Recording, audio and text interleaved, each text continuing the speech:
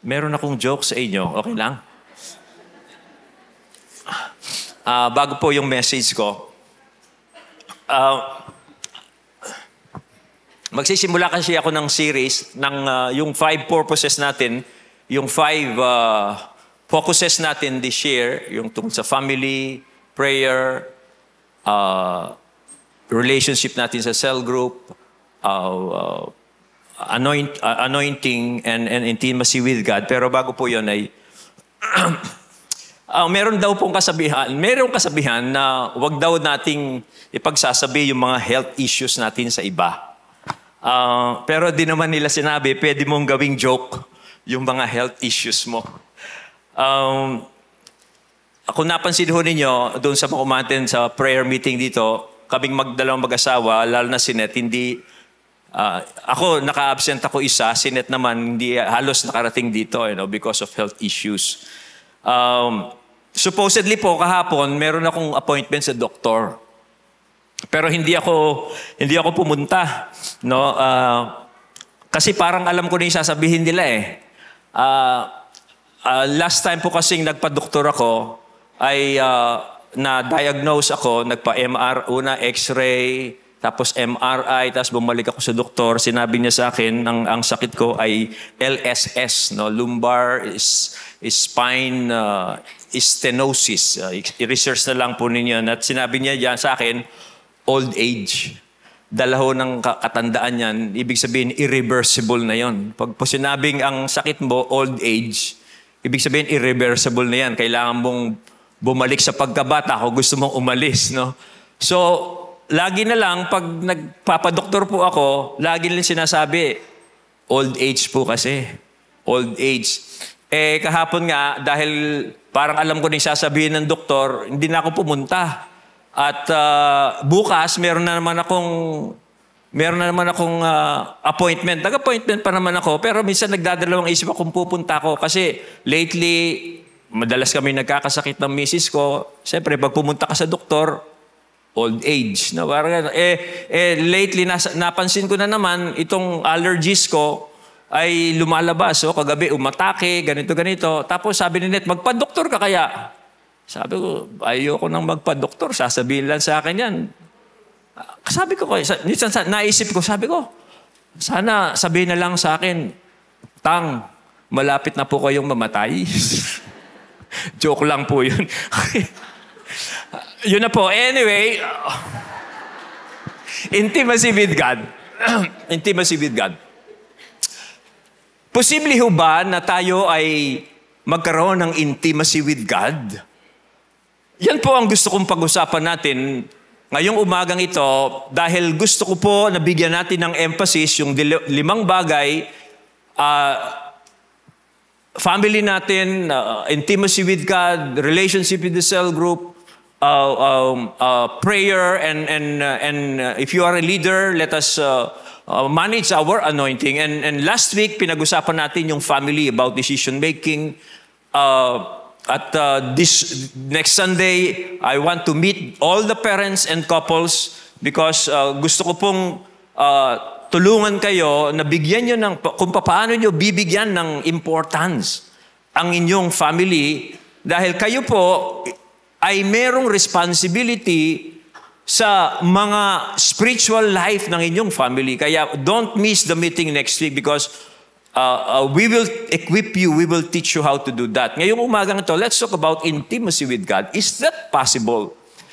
Isa pong magandang verse na alam kong appropriate po dito ay yung sa Psalm 25:14 na ito po ang sabi, the friendship of the Lord is for those who fear Him, and He makes known to them His covenant.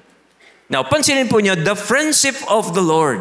Yung pong salitang friendship dyan ay sa Hebrew daw po ay zod, na ang ibig sabihin niyan ay yung intimate counsel given by a friend to an intimate friend. Friendship.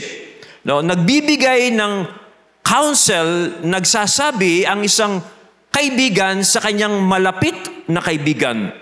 Sa ibang translation ay maring sa inyong ginagamit na translation is the secret of the Lord is to them that fears Him, the secret of the Lord.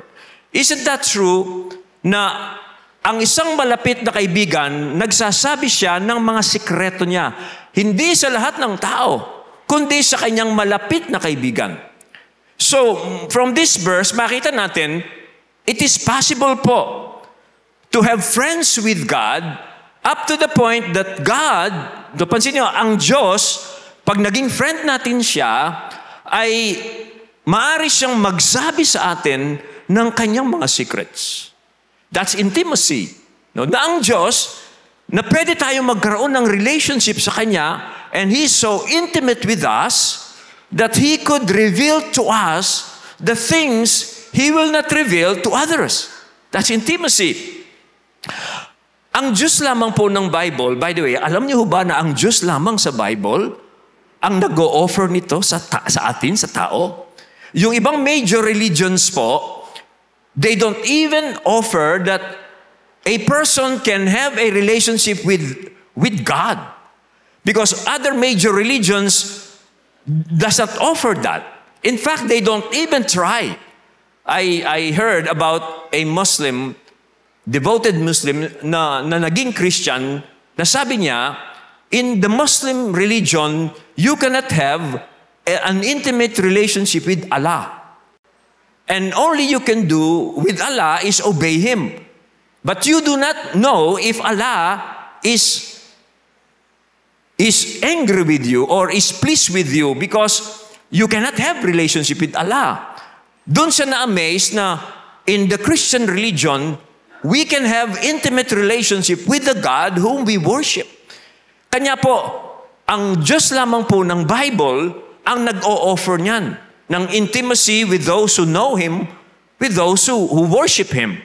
At kaya nga po, it is possible. Kaya po ngayong umagang ito, okay, I want to talk about it is possible to have intimacy with God. And then yung pangalawa po, why it is possible. And then yung pangatlo is, how can we have intimate relationship with God? Una, it is possible.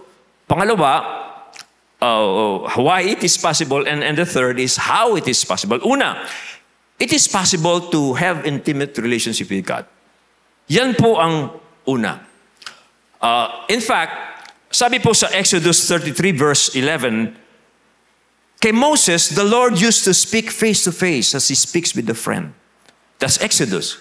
No? Na ang Diyos raw po ay nasanay siyang makipag-usap kay Moses face to face as a man speaks to his friend. Another verse, James 2:23, si Abraham was called the friend of God. Si Abraham po ay tinawag na kaibigan ng Diyos. In fact, kung babasahin natin yung Genesis 18, nung pong ang Diyos gugunawin na niya, o nagpa siyang gunawin na niya ang Sodom at Gomorrah at the time of Abraham, and bago po pumunta ang Diyos doon sa Sodom at Gomorrah, dumaan muna siya sa kanyang kaibigang si Abraham. At para sabihin na si Abraham ay magkakaanak na through Sarah. Pero nung paalis na po ang Diyos with the angel yung ang nagre-represent sa Diyos doon ay nasabi po ng Diyos, itatago ba natin kay Abraham yung gagawin natin sa Sodom at Gomorrah? Yamang siya ay pinili ko upang magkaroon ng covenant sa kanya.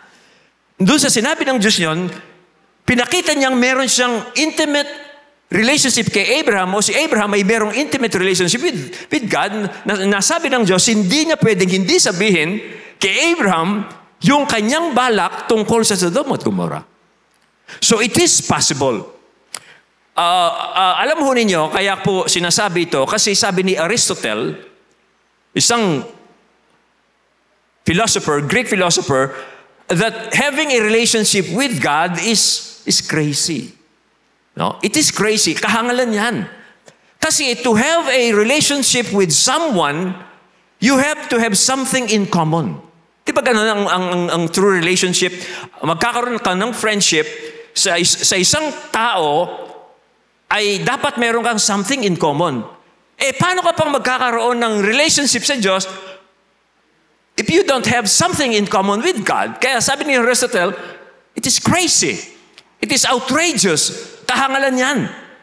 Okay, now, bakit daw po kahangalan? Ayon kay Aristotle, well, ayon naman kay C.S. Lewis, I'm quoting this because Tim Keller, one of my favorite preacher and pastor, helped me to compose this message. Si C.S. Lewis po, isang Christian philosopher ito, he talks about 4 kinds of love, 4 loves. Yung pong 4 loves na isa dyan yung eros. Okay? Yung eros, alam natin yan, erotic love, romantic love, yun yung nag-exist between lovers. Na itong eros na ito, 2 person face each other. They are adoring each other. Okay? That's eros love. Pero yung phileo love, that is the friendship love, ay 2 people naman, they are shoulder to shoulder, looking at the same thing. Shoulder to shoulder, that is philos, friendship love, looking at the same thing. And they are sharing the same experiences. Kaya yung philos, this is the friendship love, ay yung dalawang tao, nakatingin sila sa isang bagay at pareha sila ng experience. Na yung sinasabi nila sa isa't isa, ikaw rin. Ikaw rin. Halimbawa, ikaw rin, gustong-gusto mo yung painting na ito. Ikaw rin, meron ka rin ganyang karanasan sa iyong mga magulang. Ikaw rin, meron ka rin ganyang karanasan, ganito. And doon nagsisimula ang friendship. Merong something in common. Yung dalawa, kaya sila mag-friends na, magiging kaibigan na sila. And kaya sabi ni Aristotle, sa Diyos, we don't have something in common. Hindi natin pwedeng sabihin sa Diyos, ikaw rin. Kaya sabi ni Aristotle, it is crazy. You cannot have friendship with God. You cannot be intimate with God because you don't share any common interest with God and God doesn't have common interest with you that you can share with each other. But I want to tell you, it is possible. Now, why? Bakit po posible magkaroon tayo ng intimate relationship with God? Well, una, the whole biblical revelation says it's possible. Pag binasa mo ang Biblia, makikita mo ang pagpapakilala sa atin ng Diyos. Pinapakita niya na posible tayong magkaroon ng relasyon sa Kanya. Okay? Una, the very essence of God says it is possible. Sabi ng Bible, God is love. Okay? God is love. Ang pag-ibig, ang Diyos daw po ay pag-ibig. Hindi siya umiibig. Kundi sinabi, ang Diyos ay pag-ibig. Ito po ang pangunahing kalikasan, katangian ng Diyos. Hindi po yung ang Diyos ay makapangyarihan. Ang unang pangunahing katangian ng Diyos, ang Diyos ay pag-ibig. Okay?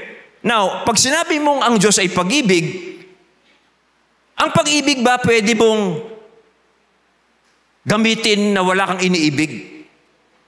Hindi. Yung pag-ibig, kailangan meron kang iniibig. Hindi ka pwedeng sabihin, hindi mo naman pwedeng ibigin ang iyong sarili. Mahal na mahal kita. No, parang, that's crazy. Now, ang Diyos po, sabi ng Bible, He is eternal. Now, paanong ang Diyos, magiging eternal siya kung siya ay pag-ibig? Okay, kailangan meron siyang iniibig. Well, ito raw po ang dahilan kung bakit totoo yung Trinity. Tayo po naniniwala tayo sa isang Diyos sa 3 persona. Na merong Diyos Anak, Diyos Ama, Diyos Anak, Diyos Espiritu.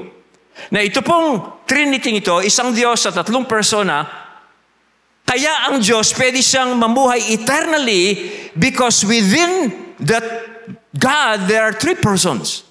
And that these 3 persons love each other, 3 persons adore each other, submit to each other, obeys each other. Ganyan ang pagpapakilala ni Jesus Christ. He loves the Father and the Father loves Him. Kaya ang Diyos, pag-ibig siya. He can have relationship. In fact, the Trinity is a divine friendship.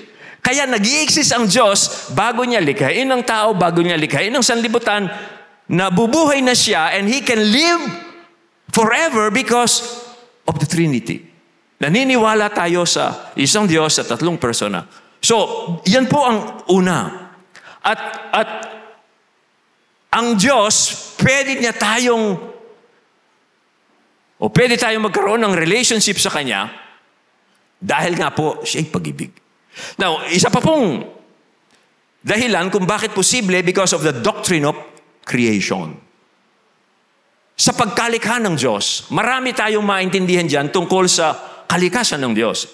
Sa doctrine of creation, ang pinakarurok po ng manilikha ng Diyos ay ang tao. Now, ang tao sa lahat po ng nilikha ng Diyos, tayo po ng mga tao ay nilikha ayon sa wangis ng Diyos. At anong wangis ng Diyos? Is the God of relationship. Okay? At dahil tayo nilikha ng Diyos, ayon sa kanyang wangis, tayo ay mga social, relational being. No? In fact, sabi ng Bible, nilikha tayo ng Diyos na lalaki at babae. May relationship na dyan. Now, alam natin to sa lahat po ng nilikha ng Diyos, ang tao lamang ang mayroong relational capacity. No? Ang tao lamang, minsan iniisip po ito bang mga baka, do they know how to communicate with other baka? Paano kaya nag-uusap yung mga baka? May instinct sila pero they could not speak the words of baka. No? Pero yung tao, pansinin nyo, sila lang ang merong bibig, merong paningin, merong pong tenga, nakakaramdam siya. Because these senses were made, one purpose niyan is to relate to others. Now, kaya nga ang tao, pansinin nyo, halaman nga, kinakausap ng tao eh. Ano? Tumubo ka na. Kausapin mo raw yung halaman. Because we have that capacity to relate. We are social beings. And why did God make that way? Because He wants to have a relationship with us. Kaya it is possible. Kaya sa ating pong pagkalika sa atin, and then, so una po makita natin, the very essence of God. Yung pangalawa, yung the way we were created. And then yung pangatlo po is redemption. Nung pong mahulog ang tao sa kasalanan, gumawa na po ang Diyos ng paraan ng redemption. Kung papaano niya tutubusin ang tao, kung papaano niya ililigtas ang tao sa kanyang pagkakasala. Kasi humiwalay na siya sa kanyang relasyon sa Diyos. Naalala niyo si Adan at si Eva, nung magkasala na sila, nagtatago na sila sa Diyos. Okay? At nung kumprontahin sila ng Panginoon, ng Diyos, sinabi ng Diyos sa kanila, hindi na kayo pwedeng manatili sa Garden of Eden. Tapos pinalaya sila sa Garden of Eden. At doon sa Garden of Eden, wala nang makakabalik doon. At dahil binantayan ng Diyos yung Garden of Eden, pinabantay niya sa isang anghel na merong sword, flaming sword, para hindi na makabalik sa Garden of Eden. Pero ang Diyos, nangako po siya at gumawa siya ng process para po iligtas niya, pabalikin niya ang tao. And the whole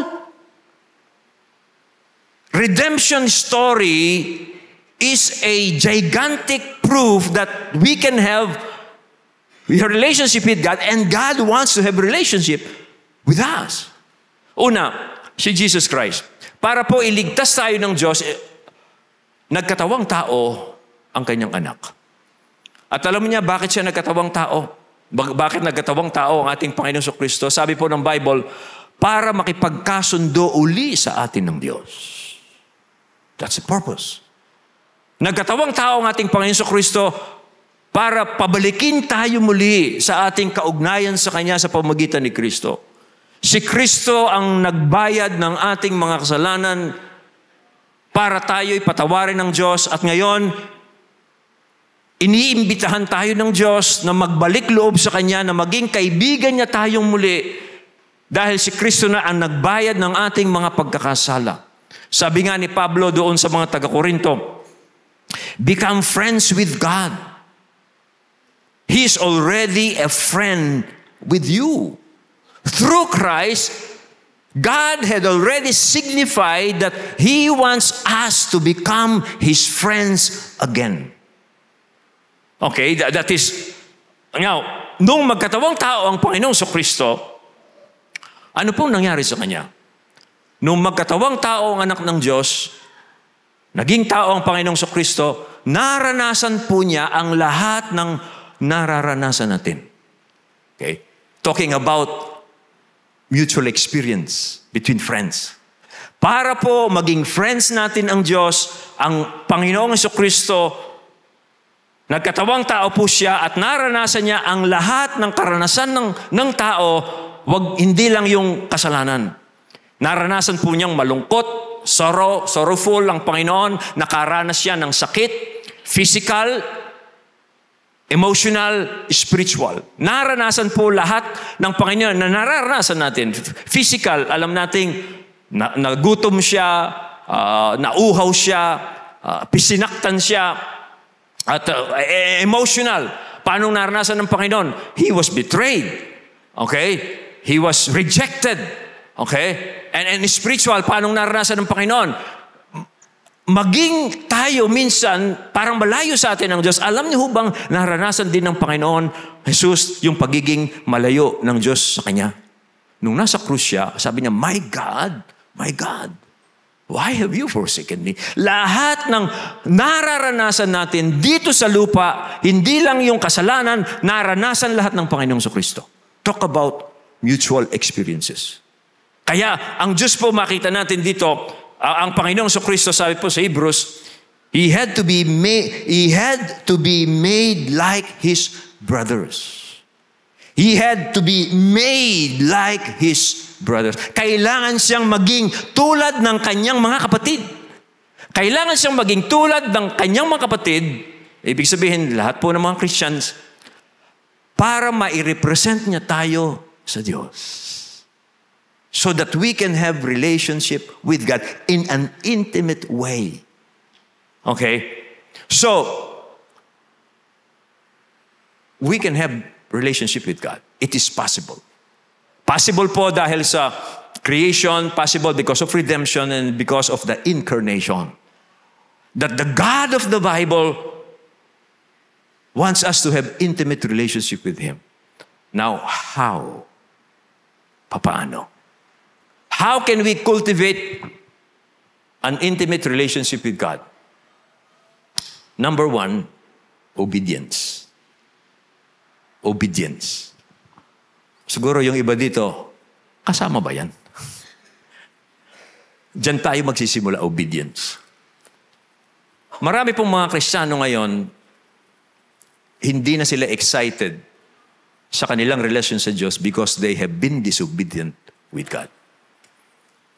Hindi na sila nagsisimba. O yung iba naman, hindi na sila excited magsimba. Kasi nandito sila sa Sunday, na-i-inspire sila, pero during the week, they don't obey Him. Hindi ka pwedeng maging intimate sa Diyos kung sa Sunday, nagpapa-inspire ka lang, pero from Monday to Saturday or Sunday, you don't obey Him. Obedience is a prerequisite. Si Jesus sabi niya, you are my friends if you do what I command. Okay? You will be my friends if you do what I command. Walang pong halaga yung pagpunta natin sa Sunday, bagamat ito'y napakahalaga sa developing our intimacy with God, pero kung pumupunta ka sa Sunday, pero hindi mo naman siya sinusunod during weekdays, sayang lang. You cannot have intimate relationship with God. Well, bakit po kailangan ng obedience? Bakit kailangan ng obedience? Now, again, from the standpoint of having a shoulder-to-shoulder relationship. From that standpoint, na kailangan meron kang common relationship, common experiences with the person whom you have to be intimate. Okay? From that standpoint, ganito, ang Diyos po, hindi niya babaguhin ang kanyang sarili. Para magkaroon tayo ng relationship sa Diyos, hindi babaguhin ng Diyos ang ating sarili para magkaroon siya ng relationship sa atin. Tayo ang magbabago. Para i-take niya tayo ng Diyos as His friends. Hindi po magbabago ang Diyos para bumaba siya sa ating kalagayan. Tayo ang dapat magbago para magkaroon tayo ng relasyon sa Diyos. At nangyayari po yon habang sinusunod natin ang Diyos, binabago tayo ng Diyos ayon sa Kanyang wangis. That is holiness. Kaya kailangan mong sumunod para makasabay ka sa Diyos, lumakad kang kasama ang Diyos, kasi ang Diyos hindi niya babaguhin ang Kanyang sarili para sumama sa iyo. Ikaw, kung sasama ka sa Diyos, kailangan sumasama ka, sumusunod ka sa Diyos.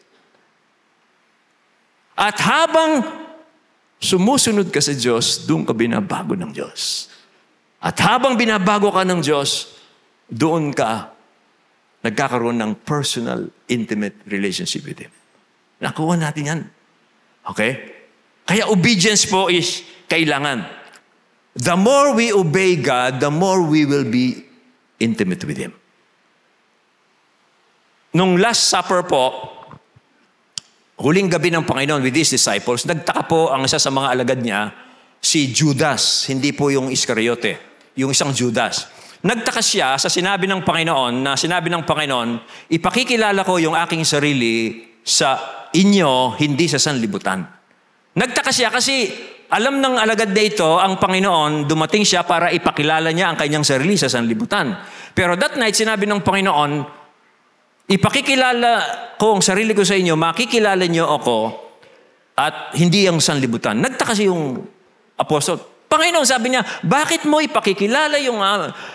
mo ipakikilala ang sarili mo sa sanlibutan? Ito ang sagot ng Panginoon. Jesus answered him, if anyone loves me, he will keep my word. And my Father will love him. And we will come to him and make our home with him. Ang sanlibutan, hindi nila makikilala ang Panginoon kasi they do not know His commands. And they do not obey the commands. Kaya sabi ng Panginoon, they will not know me. I will not have intimate relationship with the world because the world doesn't know my commands and the world do not obey my command. Kasi ito ang relationship. If you want, kung gusto mong makilala ako, sabi ng Panginoon, you have to obey my commands. Ang sino mang, sabi diyan, if anyone loves me, he will keep my word, and my Father will love him, and we will come to him and make our home with him. Mga kapatid, sundin mo ang Panginoong Kristo kung gusto mong magkaroon ng intimate relationship sa Kanya. Kung gusto mong makipamahay sa iyo ang Panginoon, kailangan po nating sinusunod siya. So number 1 is obedience.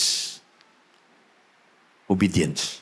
Pangalawa, belief in the justification by faith alone. Pag po meron akong inuulit-ulit dito, it means na ang aking kinakausap ay yung maaaring mga bago sa atin dito. Doon po sa mga luma, I hope naintindihan na po ninyo yung by faith, justification by faith alone. Kaya kahit na alam niyo ito, ulitin ko ito. No? For the sake na doon sa mga bago na hindi po nila alam ang kahulugan nito. Ang ibig pong sabihin, kailangan mong paniwalaan na tayo ay pinawawalang sala lamang ng Diyos, hindi sa pamamagitan ng ating mga mabubuting gawa at hindi rin sa pamamagitan ng ating pagsunod sa kautusan, kundi tayo ay tinatanggap ng Diyos, pinawawalang sala tayo ng Diyos sa pamamagitan lamang ng ating pananampalataya sa Panginoong Kristo. At ito po ay kailangan para magkaroon tayo ng intimate relationship with God. Mga kapatid, hindi po kayo pinatatawad ng Diyos at hindi kayo magkakaroon ng intimate relationship sa Kanya sa pamamagitan lamang ng pagsunod nyo sa kautusan. Kailangan yung paniwalaan na patuloy tayong pinatatawad ng Diyos, hindi dahil sa mabubuting gawa natin, kundi dahil sa biyaya ng Diyos sa atin sa pamamagitan ni Kristo na nagbayad ng ating mga kasalanan. Kailangan nating maging malalim po dito kung gusto nating maging intimate sa atin ang Diyos. Alam niyo kung bakit? Kasi po, kadungso ito noong unang sinabi kong obedience. Kasi habang sinusunod mo ang Diyos, kasi gusto mong maging intimate ka sa Diyos, habang sinusunod mo siya, mararanasan mo na ang iyong pagsunod ay hindi perfecto. Mararamdaman mo at malalaman mo by experience habang sinusunod mo ang salita ng Diyos, sinusunod mo ang kanyang mga utos, meron kang kapalpakan, meron kang mga pagkukulang, meron kang mga hindi nagagawa o meron kang mga dapat gawin na hindi mo nagagawa o meron mga bagay na sinasabi ng Diyos na huwag mong gagawin na nagagawa mo. Halimbawa, sinabi ng greatest commandment. Ano ang greatest commandment? Love the Lord your God with all your heart, with all your soul, with all your mind, with all your strength. And the second is like it, love your neighbor as yourself. Alam na alam mo, bagamat gustong-gusto mong sinusunod yung greatest commandment na yun, alam mo, pag chinyek mo yung sarili mo, you fall short. Now, pag hindi mo alam na ikaw ay tinatanggap ng Diyos dahil sa biyaya ni Kristo, pag nararamdaman mo nang hindi ka nakasusunod, you might get discouraged. At sasabihin mo sa sarili mo, I cannot do it. Okay? Hindi ko kaya. Yung pinagagawa ng Diyos sa akin, kinakaya ko, pero hindi ako 100% nagagawa ito. Kaya, anong dapat natin gawin? Tandaan mo, ang Diyos gusto niyang magkaroon ng intimacy with you. Kaya dapat mong paniwalaan ang sinabi ng Diyos, kaya ka tinatanggap ng Diyos, hindi dahil sa iyong pagsunod sa Kanya, totally, kundi dahil sa Kanyang biyaya. Naintindihan po natin yan. Yung pong iba sa inyo, kinukuha na sa determinism. I will be intimate with God. I will follow God. I will be His disciples no matter what. Well, you can do that, but if you are not clinging to the faith that you are accepted by God, through your faith in Jesus Christ, you can do it. Because you will fail. Okay? I hope nagiging maliwanag po sa atin ito. Okay? Sabi po halimbawa sa Psalm 1. Sa Psalm 1, mababasa natin doon na yung godly man, yung taong merong malapit na kaugnayan sa Diyos, delights in the law of God and he meditates on it day and night. Di ba ganun ang sabi sa Psalm 1? He meditates in the law of God. He delights in the law of God and he meditates in the law of God day and night. Yun daw po ang isang taong malapit sa Diyos, yung godly man. Pero alam ho ba ninyo, kung wala si Jesus Christ, itong godly man na ito, hindi niya magagawa yung delight in the law of God and he will meditate it. Kasi, pagdating mo kasi sa Sermon on the Mount, yung law of God, mahigpit. Okay? Paano mong i-meditate, paano ka magdi-delight sa law of God kung doon sa Sermon on the Mount, ipinaliwanag ni Jesus Christ kung ano ang tunay na kahulugan ng law of God. Halimbawa, adultery. Diba? Thou shall not commit adultery. That's the law of God. Now, how can you meditate on that? Siguro pwede sabihin, kaya ko yan. Di ako nangangalunya. Okay, pero pagdating mo sa Sermon on the Mount, yung tumingin ka lang sa babae ng mahalay, that is adultery. Okay? That is how you meditate on the Word of God. Nasabi ng Panginoon, pag tumingin ka sa babae na mahalay, nangangalunya ka na sa iyong puso. Okay? Okay, sabi ng law of God, thou shall not murder, thou shall not kill. Kaya ko yan, hindi naman ako pumapatay ng tao. Pero ang sabi ng Panginoon sa Sermon on the Mount, pag meron kang galit sa iyong kapatid, mamamatay tao ka na. Ilan sa atin ang hindi nakapag-violate nun? Kanya, kailangan mong maniwala na ikaw ay tinatanggap lamang ng Diyos by the grace of Jesus Christ. Because only Jesus, siya lamang po ang nakasunod ng 100% sa utos ng Diyos. At hindi lamang po yun, only Jesus Christ paid the penalty for our sins.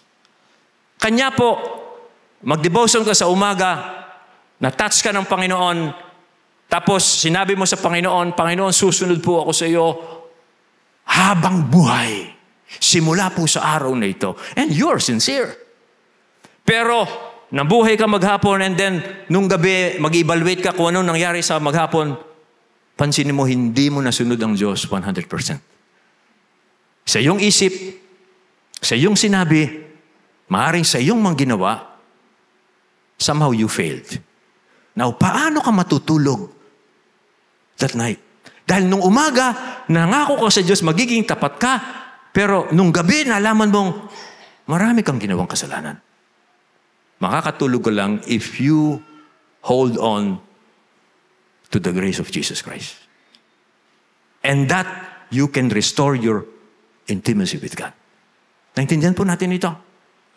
Alam ho ninyo, hindi po ako tatagal ng magpapastor sa inyo ng 30 plus years. In fact, hindi po ako tatagal bilang Christian na 40 years na hindi ko po ginagamit ang biyaya ng Diyos akin kay Kristo. Hindi po ako perfectong tao. I'm not a perfect pastor. But I am standing to you every Sunday, talking to you, preaching to you. Alam ko yung mga mapagkakulang ko, pero alam kong hindi ako ginawang pastor ng Diyos dahil ako'y perfectong pastor. Kaya ako nakakatayo sa inyo because I know and I believe God accepts me by the grace of Jesus Christ. Kaya if you want to be intimate with God, you have to deepen yourself. Palalimin pa po ninyo ang inyong pagkaalam, pananampalataya, karanasan doon sa biyaya ni Kristo. At ito po ang nangyayari doon sa mga gustong maging intimate sa Diyos. Habang sinisikap nating sundin ang Diyos, doon natin nakikita yung mga limitations natin. Doon mo nararamdaman yung kasalanan natin. Kaya lalo kang kakapit kay Kristo. Kaya habang kumakapit ka sa biyaya ng Diyos kay Kristo, lalo kang natatransform ni Jesus Christ by His grace. And then you become intimate. Na makita mong mahalaga si Kristo sa iyo. That's it. Yun po ang pangalawa. So una, obedience. Pangalawa, belief in the justification by faith alone. And then pangatlo, a dynamic two-way communication. A dynamic two-way communication. Wala pong friendship na walang communication. Lalong-lalo na two-way. Okay? Walang magkaibigan na naging malapit na hindi sila nag-uusap at yung isa nakikinig. Okay? Hindi lang panay, nakikinig lang yung kaibigan. Minsan naman makinig ka sa kanya. Kasi kasi ugali nating mga Pilipino, pag nagkukwento yung kaibigan natin, lagi tayong merong, para tayong taga-Novaliches. Sabay ka lang ng sabay. No? Lagi kang pag sinabi niyang gano'n, meron kang sasabihin na, ganyan din ako. Ganyan din. Parang hindi naman nakikinig. No? Kaya minsan yung kaibigan mo ayaw na magsalita. Kasi pag nagsalita ka, meron kang lagay sasabihin na related doon sa sasabihin. Hindi ba ganun napansin nyo? Ang tunay pong pagkakaibigan ito, merong sinasabi ang kaibigan mo, makinig ka. Huwag mo kagad sasabihin kung ano nasa isip mo. Nasasabihin, ganyan din. Nagkasakit ako. Ako man, nagkasakit eh. Parang gano'n. Na-traffic kami. Kami man, na-traffic din kami. Lagi na bang merong for friendship to be developed, there should be two-way communication. Ganyan din po sa Diyos. Okay? There should be a dynamic communication between friends. Now, how do we have two-way communication with God? Paano pag sa Diyos? Well, by listening to God. Okay? By listening to God in His Word. And then we respond to God in prayer. Ganyan po ang dynamics in having intimacy with God. Nakikinig tayo sa Diyos sa Kanyang salita at tayo naman nagre-respond sa Kanya sa prayer.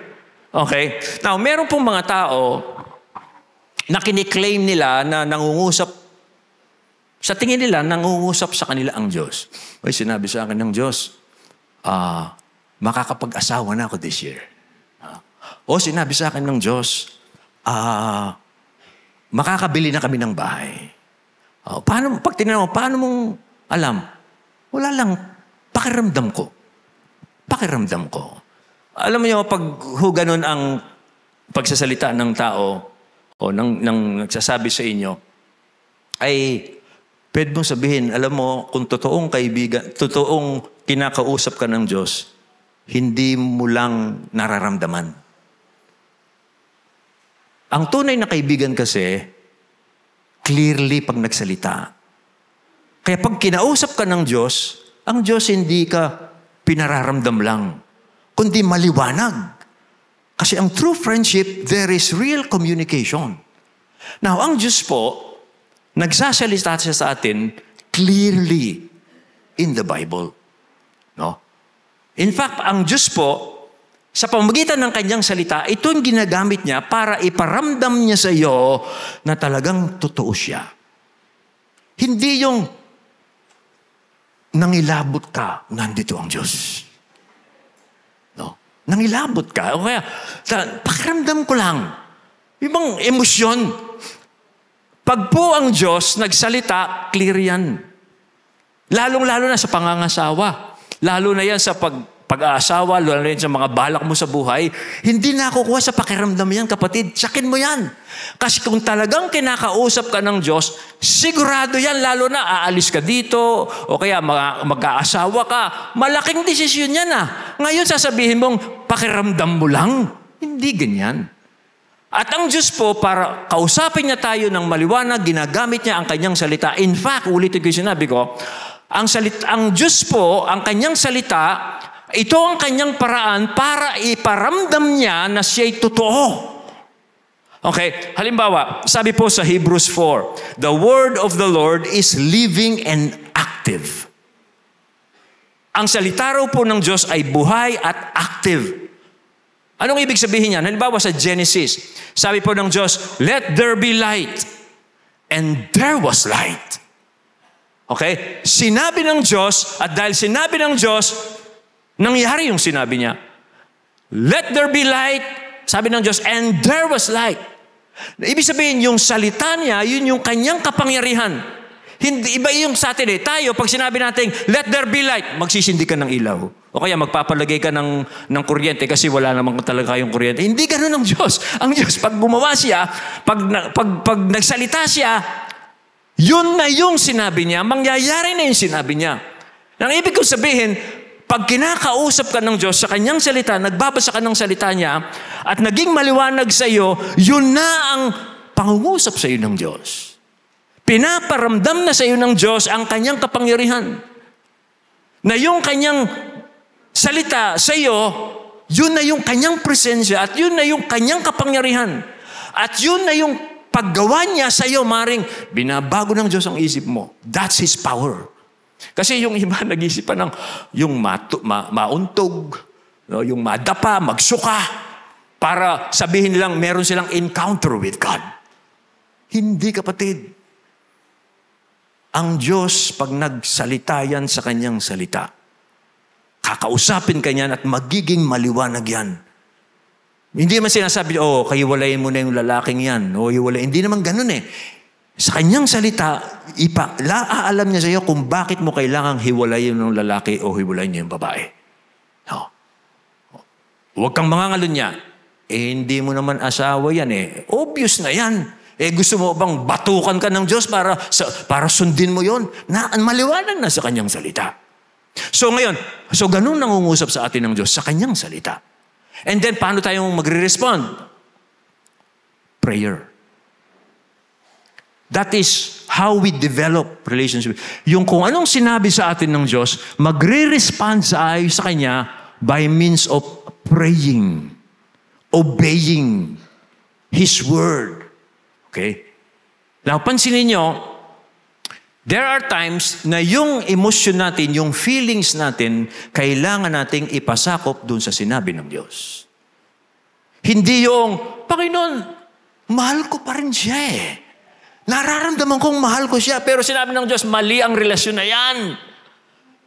So, eventually, para talagang ma-develop yung relationship mo sa Diyos, yung anumang feeling mo, anumang emosyon mo, ipasasakop mo yan doon sa sinabi ng Diyos. That's how God. And you have intimacy. Okay? So, two-way dynamic communication. Last prayer meeting po natin ay tinuro ko sa inyo how Martin Luther prays. Tinuro ko po sa inyo yung how Martin Luther prays kasi this is one way of making the Word of God part of our lives. And this way of praying will energize our prayers. If we know how to make the Word of God cling to our hearts, magiging dynamic po ang iyong pananalangin kung ang salita ng Diyos ang siya pong pinanghahawakan natin at pinamumuhay natin. Kaya tinuro ko po sa inyo yung 4 ways of prayer ayon kay Martin Luther. Si Martin Luther, tinanong kasi ng kanyang barber, yung barbero, Dr. Martin, paano ka nagpe-pray? At para po sagutin yung kanyang barber na yun, na Peter po ang pangalan, nagsulat si Martin Luther ng maliit na booklet para sagutin lang yung prayer niya. And doon sa prayer, sa booklet na yun, mababasa natin, sabi ni Martin Luther, explain niya yung 4 strands of prayer. When you pray, make 4 strands of prayer. Now, ano po ito? Una, sabi niya, pag nagbabasa ka ng salita ng Diyos, teaching yan. Take it as a teaching. Anong tinuturo sa iyo ng salita ng Diyos? And then, yung teaching na yon, pasalamatan mo ang Diyos doon sa teaching na yan. Okay? And then, from that teaching, mag-confess ka doon sa mga pagkakasala mo. And then, gawin mong subject of your petition, yung teaching na yon. So, kung susundin mo ito, you are really developing a relationship with God. Na ang Diyos kinakausap ka, and then you respond to prayer by reciting to God what He has spoken to you. And through that, intimacy will take place. Okay? Alam niyo mga kapatid, minsan nagsususpetsa ako bakit po merong mga kapatid tayo ngayon, siguro mga 2, 3, hindi na nag-church. Yung iba naman, wala nang ganang mag-church. Alam niyo kung bakit? Ako suspetsa ko ito, pero palagay ko tama ako. They do not obey God.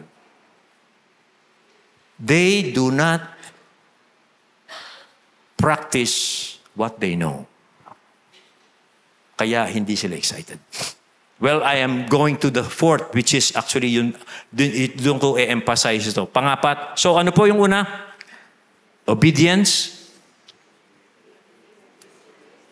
Belief in the justification by faith alone. Pangatlo, dynamic communication. Yung pangapat, delighting in God. Ito pala yung gusto kong sabihin sa inyo na, now, delighting in God. Now, pag binabasa po ninyo ang Psalm, yung pong mga godly people doon sa Psalm are using sensory language to express their experiences with God and their longing for God. They are using sensory language. Ano yung sensory language? Thirsts, tastes, feel, longing. Gutom sila sa Diyos, uhaw sila sa Diyos, nananabik sila sa Diyos. They are using this sensory language to express their longing for God and their experience with God. Halimbawa, sa awit, sabi po ng sumulat, O Diyos, Ikaw ang aking Diyos na lagi kong hinahanap. Ang uhaw kong kaluluway, tanging Ikaw nga ang hangad. Para akong tuyong lupa na tubig ang siyang lunas. You see, sa Psalm, one thing have I asked of the Lord that I will seek after, that I may dwell in the house of the Lord in the days of my life, to gaze upon the beauty of the Lord and to inquire in His temple. Si David, sabi niya, Oh, taste that the Lord is good. No? Tikman niyo ang Panginoon. Hindi niya sinabi, kilalanin mo ang Diyos. Hindi sinabi niya, taste and see. Sensory language. Now, bakit po sila gumagamit ng sensory language? Because they are telling the fact that God can be experienced. Sometimes we have to feel God. Do you feel God? Kasi yung intimacy natin sa Diyos, kailangan umabot siya that we are feeling God. Nararamdaman mo talaga siya. Ngayon, ito yung sinasabi ko sa inyo, kaya po yung iba, bumalik na lang sa pagkakatoliko. Kasi, walang feeling na eh. Meron akong nakausap na member natin, nakita ko nung halalan dyan sa barangay election, nakita kami. Nagtaka ko, nasaan ka sumisimba? Sabi, akala ko nagsisimba sa ibang church. Alam mo, bumalik sa katoliko. Bakit? Kasi sa katoliko, hindi mo naman kailangan maramdaman eh. You know? Basta upo, tayo, dila, uwi. You don't have to feel anything. You know? Kaya po yung iba, kahit hindi sila wala silang nararamdaman. Sometimes you have to feel God. Anong tawag doon? Seeking His face. Noong pong that is seeking His face. Noong pong nasa seminary ako, I was a new Christian and I want to grow in the Lord. Kaya excited ako. Yung pong kinuha ko yung masters ko sa divinity, ang excited ako mag-enroll, gustong-gusto kong subject is theology. Anong theology? Study of God. Theology 1, God, creation, cha-cha-cha-cha. Tapos, I was a little bit frustrated kasi our professor defined God. I was expecting na pag nandun ako, he will talk about the majesty of God, the glory of God. Gusto kong makilala ang Diyos eh. Kaya theology. Eh nung dinefine niya ang Diyos, sabi niya, God is spirit, is eternal, is infinite. Medyo na-frustrate ako kasi sabi ko, yung ba?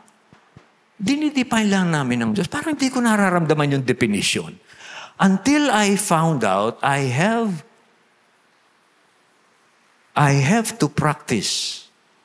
Kung anong pinaniniwalaan ko sa aking mind, kailangan kong ma-feel sa aking puso. Iba po kasi yung naniniwala ka na ang Diyos ay pag-ibig. Iba yon doon sa nararamdaman mo ang pag-ibig ng Diyos sa iyong puso. Yung pinaniniwalaan ko sa Diyos, sa aking isip, kailangan inilalagay ko rin sa aking puso, dinarama ko yan. At sa tulong ng banal na Espiritu, nangyayari po yon and I am delighting in God.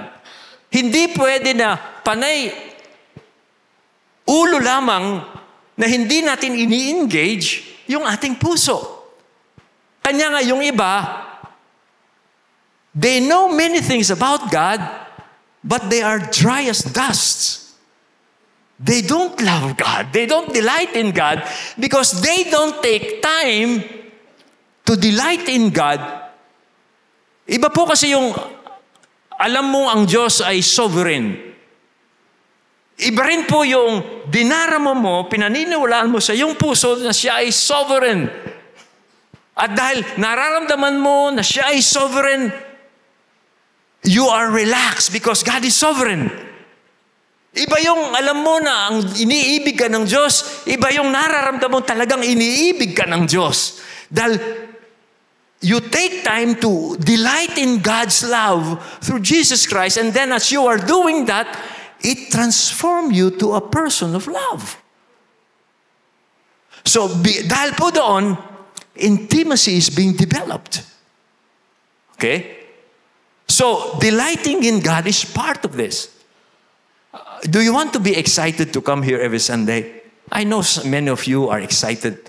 Pero some of you are not, you're just, dinalakad kasi kinalagad ka ng tatay mo, kinalagad ng nanay mo. The church ngayon, Sunday, wala kang gagagawa. Hindi ka sasama sa lakad natin kung hindi ka sasama sa church. Kaya narito ka lang.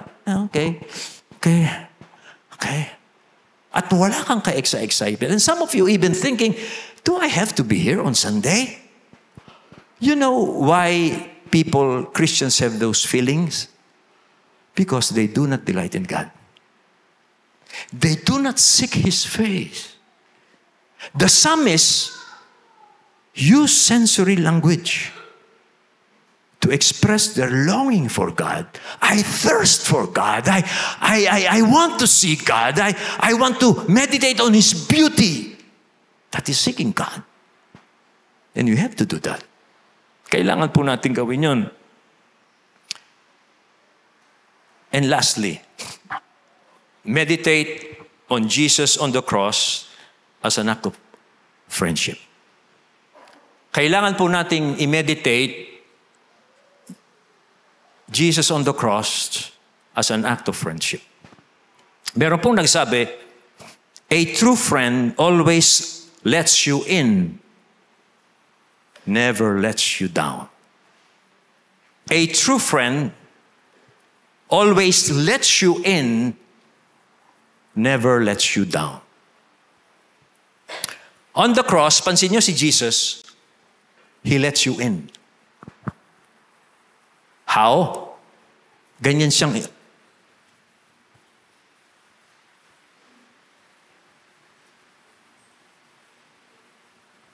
He lets you in. Okay? How does Jesus never let us down? On the cross po, habang nakapako si Jesus and His willingness to let us in, yung pong mga tao, habang nakapako si Jesus, they are mocking Him. They were blaspheming Him. They were betraying Him. They were saying many evil things against Jesus. But what is amazing, Jesus did not went down to the cross. Sabi po ng mga Pariseo, bumaba ka dyan! Kung ikaw nga ang anak ng Diyos, bumaba ka dyan at maniniwala kaming ikaw nga ang Mesiya. Palagay niyo bababa si Jesus? Ganun ang challenge sa kanya, bumaba raw siya para maniwala sila na siya ang Mesiyas. Palagay niyo bababa si Jesus? No. Why? Because kaya siya nagpapako sa cross. It is for us. He does not want, He will not let us down. Kailangan natin ng salvation, kailangan natin ng forgiveness, kailangan natin ng redemption. Kaya si Jesus did not went down on the cross. So He's a true friend. And the cross says He's a true friend. Always lets us in, never lets us down. Now, why do I need to cultivate my intimacy with God? Last 2 to 3 minutes. Wow. I got this from Tim Keller. Hindi po ko, I hope I could deliver it the way he did, no? Doon raw pong sa pelikulang Frankenstein. Alam niyo si Frankenstein, no? Yung monster na robot na pinagtagpi-tagpi ng mga kung ano-anong material, lata, tornilyo, nabuo siya, no? Monster yan. Now, sa pelikula pong Frankenstein, merong scene na si Frankenstein ay dahil nahabol siya ng mga tao, gusto siyang sirain, pumunta siya doon sa gubat. At habang siya'y nasa gubat, naglalakad siya, meron siyang narinig na isang lalaki, matandang lalaki sa isang kubo na nagpe-pray naman ng ganito. O Diyos, sabi raw po ng matandang lalaki, bigyan niyo po ako ng kaibigan upang maibsan yung aking sobrang kalungkutan.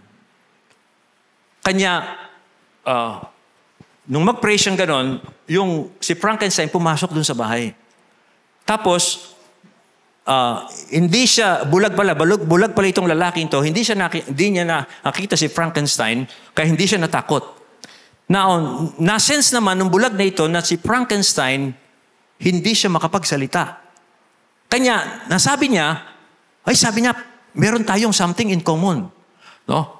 Hindi ako makakita, ikaw naman hindi ka makapagsalita. Compliment tayo. Kanya, itong matandang lalaking ito, ay kinaibigan niya si Frankenstein na hindi niya alam, monster siya, pinakakain niya, inaalagaan niya. Si Frankenstein, dahil nga hindi siya sanay na mahalin, ibigin, pakainin, naging maamo siya at dahil doon, parang na-dehumanize siya. Parang nararamdaman niyang parang nagiging tao na siya kasi natuto siyang magsalita na pagkain, kaibigan. So, hanggang sa doon sa raw po sa scene ng pelikulang yon, na dumating yung mga tao, okay, dahil nahanap si Franz, nakita nila na doon sa bahay noong matanda, at then sinunog nila yung bahay, tapos ang last scene daw po ay yung makita mo yung si Frankenstein, nandoon na siya sa labas ng umuusok na, at then hinahanap niya yung kaibigan niya. Kaibigan, nasaan ka? Tapos, ang point ng story, ganito. Kailangan nating mag-cultivate ng friendship with God, intimacy with God, kasi nakita ko rin sa sarili ko dito eh. Do sinabi ni Tim Keller na ganun daw niya nakita niya. Pero ako rin, nakita ko rin sarili ko. Alam niyo, kailangan niyo ng intimacy with God. Kasi habang nagde-develop tayo ng intimacy sa Diyos through obedience, nakalimutan ko yung mga points ko. No? Habang nag-develop tayo ng intimacy sa Diyos, mas nagiging tao tayo.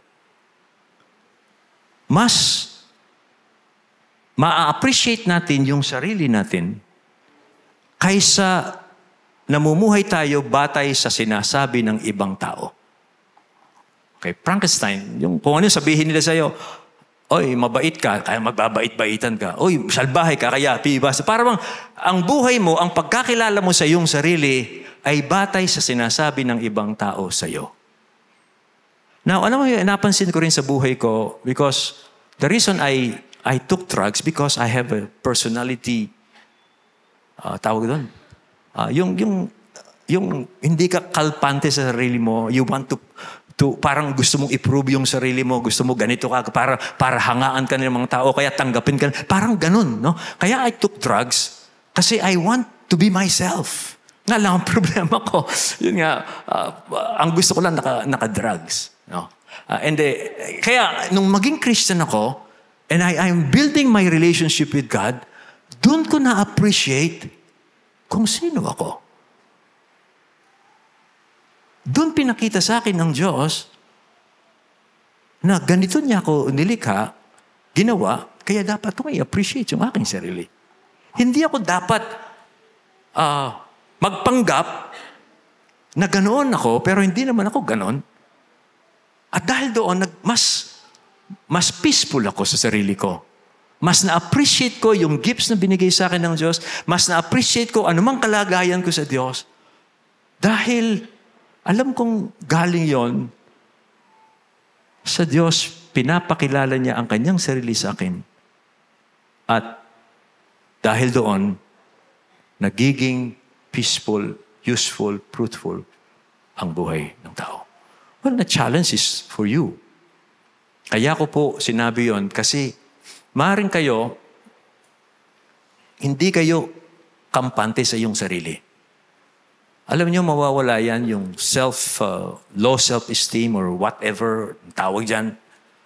If you will develop intimacy with God, obey Him, His Word, believe in the justification by faith alone, two-way communication, delighting in God, and then look at Jesus as an act of friendship.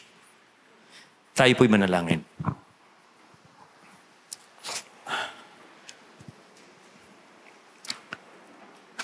Gusto po ninyo na maging intimate kami sa inyo, O Diyos. At ito ang iyong kalikasan na kayo ang Diyos ng pag-ibig. At ang pagkalikha mo sa amin bilang ayon sa wangis ninyo. Ito po'y nagpapakita na posibleng magkaroon kami ng intimate relationship with you. And the most important thing, significant thing ay yung you sent Jesus Christ to pay for our sins so that we can have this relationship with you back again. Salamat po sa inyo, O Diyos. Naway, kinausap mo yung mga tao ang narito ngayon at nakita nila yung kailangan nilang gawin para po ma-build nila ang relationship nila sa iyo. Panalangin ko po na kayo ang patuloy na magturo sa kanila. Alam ko po sa lahat ng mga anak mo, sa lahat ng mga naniniwala sa iyo, na sa puso nila ang gusto nila ng intimate relationship with you.